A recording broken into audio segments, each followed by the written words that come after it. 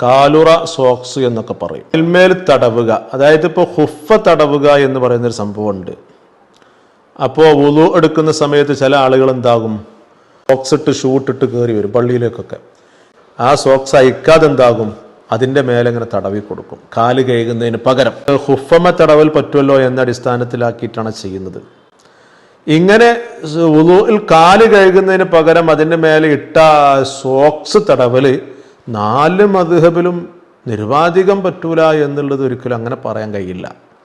വ്യത്യാസമുണ്ട്, മദ്ഹബിൽ വ്യത്യാസമുണ്ട്. ഏതായാലും നമ്മുടെ മദ്ഹബാവുന്ന ഷാഫിഈ മദ്ഹബ് എന്ന് ആദ്യം പറയാം.